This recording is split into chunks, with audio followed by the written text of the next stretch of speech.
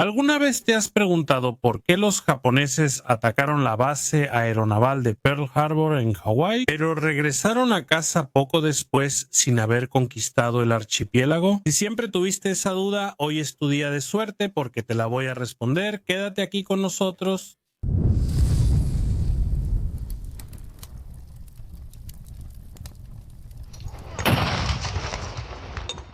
Antes de que empecemos, te voy a avisar que después de muchas solicitudes de nuestra audiencia, finalmente puse en línea la Academia SDG, un ambiente donde por primera vez vamos a poder estudiar de forma lineal contenidos mucho más complejos que los que presento aquí en el canal. Allá en la Academia SDG vas a poder tomar nuestros cursos, ser certificado por ellos y tener la garantía de que vas a progresar en tu conocimiento sobre la Segunda Guerra Mundial y muchos otros conflictos. El ataque japonés a Pearl Harbor el 7 de diciembre de 1941 es uno de los episodios más analizados y debatidos en la historia militar. No solo fue una operación audaz, sino que también fue el punto de inflexión que llevó a Estados Unidos a involucrarse de lleno en la Segunda Guerra Mundial. Las imágenes de ese día, los acorazados ardiendo en llamas, los aviones destruidos en sus hangares y los marineros tratando de salvar a sus compañeros bajo los escombros, quedaron grabadas en el imaginario colectivo como símbolos de la vulnerabilidad y de la respuesta que siguió. Sin embargo, junto a la narrativa bien conocida del ataque, existe una cuestión que intriga tanto a los legos como a los especialistas. ¿Por qué Japón no fue más allá? ¿Por qué, habiendo tenido éxito inicial al sorprender a Estados Unidos, no intentó ocupar el archipiélago de Hawái, transformándolo en una base avanzada en el Pacífico? Una operación de ese tipo habría cambiado el curso de la guerra. Esa duda ha alimentado hipótesis contrafactuales. Durante décadas, escritores de historia alternativa ya imaginaron escenarios en los que banderas japonesas ondeaban sobre Honolulu. Algunos estrategas se preguntaron si tal audacia podría haber aislado a Estados Unidos de Asia, permitiendo a Japón consolidar su esfera de coprosperidad de la Gran Asia Oriental. Pero la historia real muestra que esa opción nunca fue considerada seriamente. Comprender por qué exige mirar de cerca la composición de la fuerza que atacó Pearl Harbor, la llamada Kido Butai, que hasta ese momento fue la flota de portaaviones más grande y poderosa jamás reunida. Era el corazón de la estrategia concebida por el almirante Soroko Yamamoto, y su formación revela tanto el alcance como los límites de ese ataque. El ataque a Pearl Harbor no podría ser realizado por cualquier agrupación naval. Era necesario un conjunto equilibrado, capaz de atravesar miles de kilómetros de océano sin ser detectado, lanzar cientos de aeronaves contra objetivos distantes y luego regresar con seguridad. Japón reunió el núcleo de su fuerza aeronaval para esta misión. 6 portaaviones de primera línea escoltados por cruceros y destructores, apoyados por buques cisterna que garantizarían el combustible a lo largo del viaje. La audacia de la operación residía justamente en apostar que los portaaviones serían una pieza central, en un momento en que muchas armadas aún consideraban a los acorazados como verdaderos símbolos de la supremacía naval. El núcleo de la Kido Butai estaba compuesto por 6 grandes portaaviones. El primero de ellos era el Akagi, que era el buque insignia de la fuerza. Originalmente había sido concebido como un crucero de batalla, pero fue convertido en portaaviones durante la década de 1920. Tenía capacidad para llevar alrededor de 90 aviones y también servía como puesto de mando del almirante Chuichi Nagumo, el comandante de la operación. También estaba el Kaga, que también era resultado de la conversión de un acorazado, y tenía una capacidad similar a la del Akagi, transportando entre 70 y 80 aviones. El Soryu y el Hiryu eran portaaviones más pequeños pero más rápidos, capaces de operar con aproximadamente 60 aviones cada uno. Eran considerados modernos y bien adaptados para operaciones. El Shokaku y el Suikaku eran los más nuevos y modernos de la flota. Habían entrado en servicio apenas en 1941 y tenían la capacidad de operar alrededor de 80 a 90 aviones cada uno, con una velocidad bastante elevada y hangares bien diseñados representaban lo más avanzado del arte de la ingeniería naval japonesa. En conjunto, esos 6 portaaviones embarcaban aproximadamente 440. La composición de estas aeronaves incluía cazas Mitsubishi A6M0 bombarderos en picada, Aichi D3 Aval y torpederos Nakajima B5N Kate. Esa combinación permitía a Japón atacar simultáneamente objetivos navales y terrestres con alta eficacia para proteger esos portaaviones. Los japoneses también destacaron 2 cruceros pesados, el Tone y el Chikuma, ambos de Kajima. Estos barcos tenían como particularidad la concentración de su batería principal en la proa, liberando espacio en la popa para operar hidroaviones de reconocimiento. En el ataque desempeñaron un papel crucial en la vigilancia del área que rodeaba a los portaaviones. También había en la Kido Butai un crucero ligero, el Abukuma de la clase Nagara, que servía como buque de mando de la flota de destructores. Esa, compuesta por 9 destructores, era responsable de la defensa antisubmarina y también antiaérea de la formación. Ese núcleo de superficie no era muy grande, pero era adecuado para esa misión. Al final, la apuesta estaba en la sorpresa y también en la aviación, no en batallas navales tradicionales.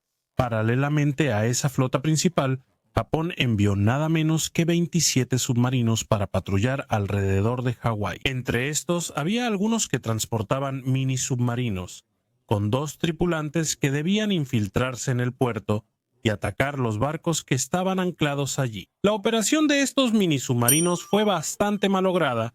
La mayoría terminó hundiéndose o encallando, pero la presencia de los submarinos demostraba la intención japonesa de saturar la defensa estadounidense por diversos medios diferentes.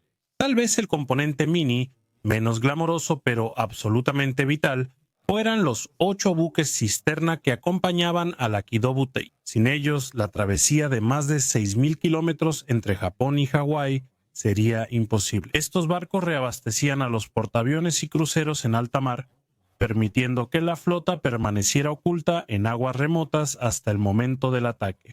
Ese detalle logístico ya muestra por qué una invasión terrestre a Hawái era inviable.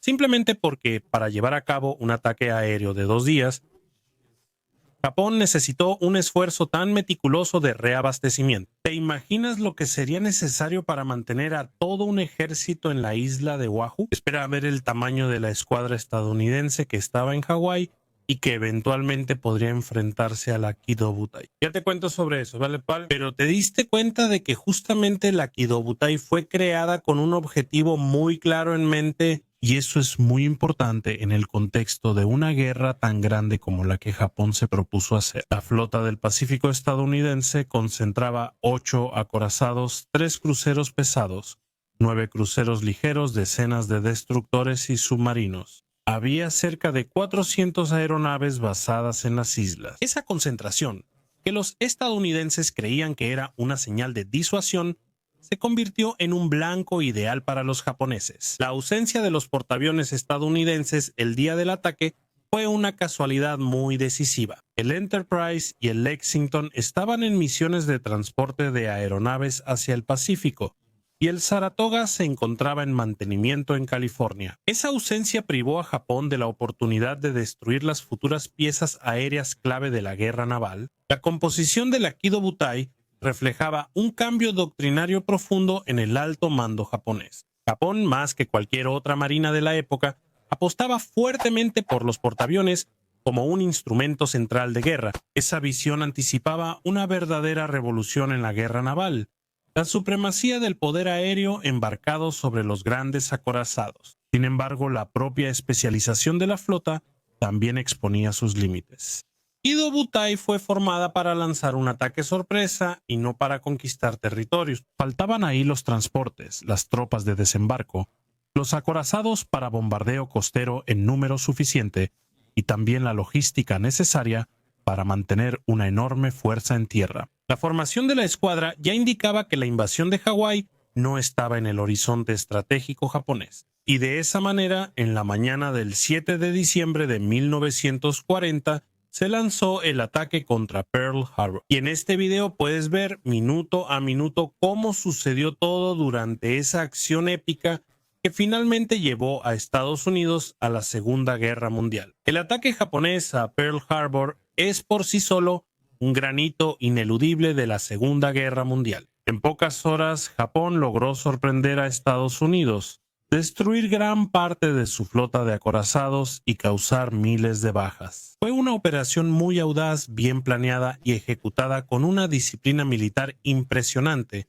pero Pearl Harbor también fue el principio del fin para el imperio japonés, porque al atacar directamente a Estados Unidos, Japón despertó a una potencia industrial y militar que hasta entonces permanecía en relativa neutralidad. La guerra, que ya era global, ahora se volvió total, aunque devastadora, no alcanzó todos los objetivos. Los portaaviones estadounidenses no estaban presentes.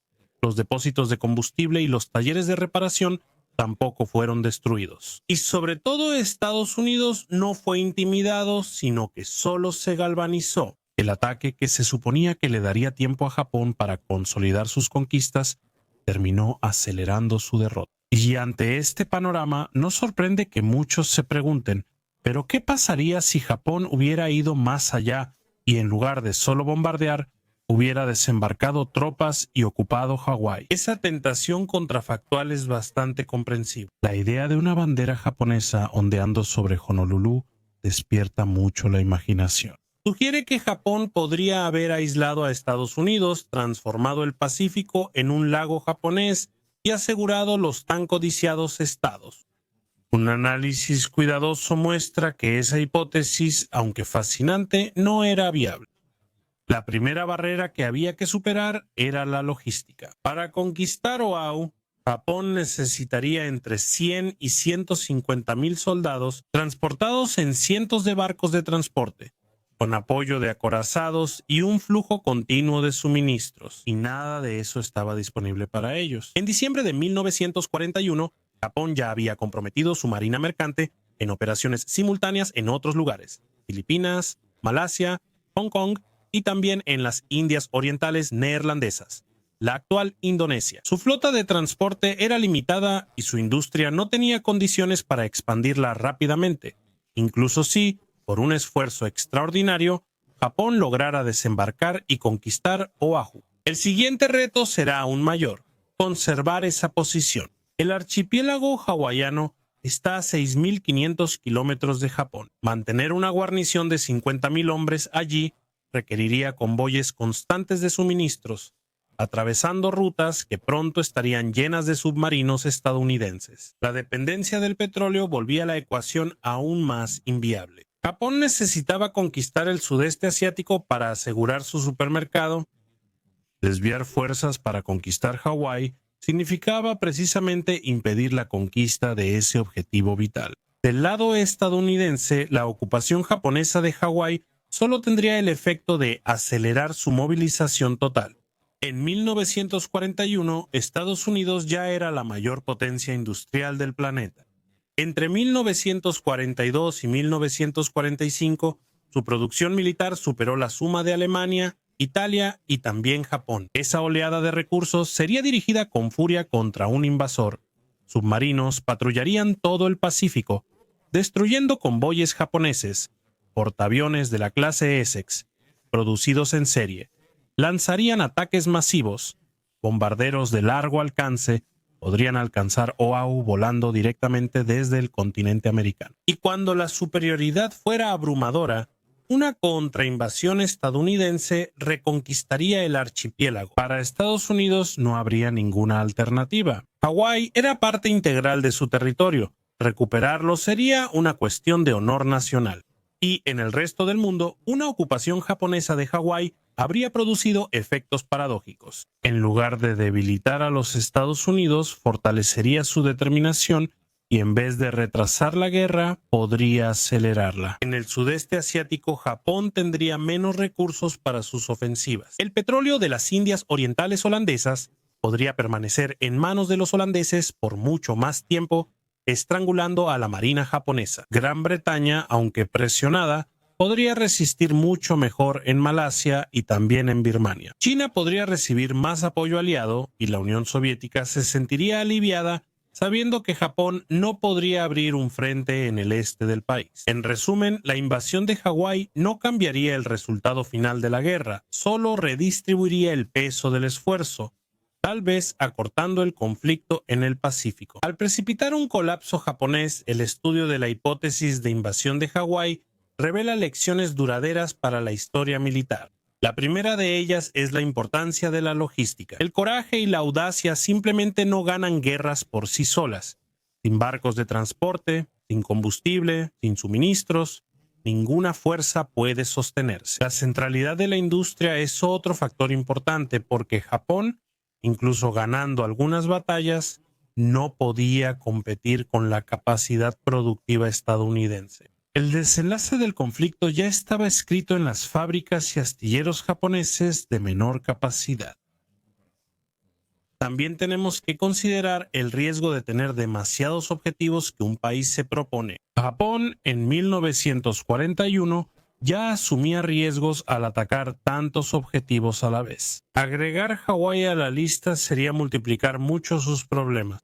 También vamos a tomar en cuenta la reacción política de los adversarios, porque atacar Pearl Harbor ya fue suficiente para unificar a los Estados Unidos, pero ocupar Hawái solo amplificaría esa reacción. Subestimar la voluntad política del enemigo es un error fatal. Algunos historiadores incluso llegan a comparar la hipotética ocupación de Hawái con la batalla de Stalingrado, que ocurrió allá en el sur de la Unión Soviética.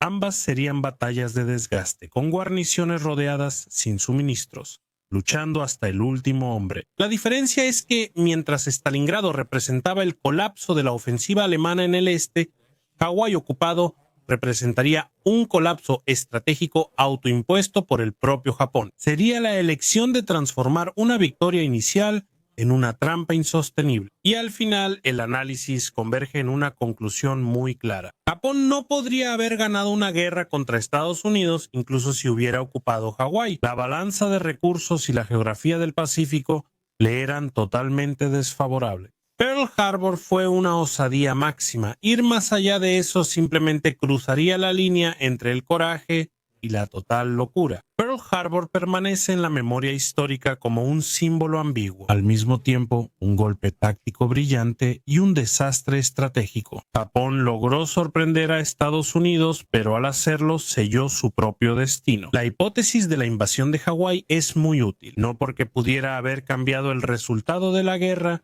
sino porque ilustra claramente los límites del poder militar cuando está divorciado de la realidad logística e industrial. Muestra cómo, en la guerra, no basta con preguntar qué sería deseable, sino qué es realmente posible. En diciembre de 1941, lo posible para Japón era atacar por aire, ganar tiempo y también consolidar sus conquistas en el sudeste asiático. Ocupar Hawái simplemente estaba fuera de su alcance. Por eso, al revisar la historia, podemos concluir que Pearl Harbor no fue solo el día en que Estados Unidos entró en la guerra, fue el día en que Japón, en el auge de su osadía, inició el camino que lo llevaría a la derrota inevitable. Pero, aun sabiendo todo eso, ¿todavía quieres saber cómo habría sido la invasión japonesa de Hawái? No te lo pierdas, ese será el tema de nuestro próximo video. ¿Está bien así? Dime tú, ¿estás de acuerdo con mis observaciones? ¿Crees que Japón tenía alguna posibilidad de ocupar con éxito Hawái y obtener alguna ventaja definitiva con esa acción? Cuéntanos aquí en los comentarios. Y si quieres aprender todo sobre estrategia y táctica analizando mapas militares de la Segunda Guerra Mundial, no dejes de inscribirte en nuestro curso Estrategia y Táctica en el Mapa. Piensa como los generales de la Segunda Guerra Mundial. Las inscripciones están abiertas con precio promocional por tiempo limitado. Solo tienes que entrar al enlace en la descripción o escanear el código QR en pantalla para inscribirte. Únete a la Academia SDG Te Espero. Si quieres saber todo sobre el proyecto de la bomba atómica, cómo se desarrolló y usó, compra mi libro El átomo como arma aquí. Comparte este video y no olvides suscribirte a la Sala de Guerra para no perderte nada más. Yo me despido por ahora. Te agradezco nuevamente por tu audiencia y un fuerte abrazo desde la Sala de Guerra.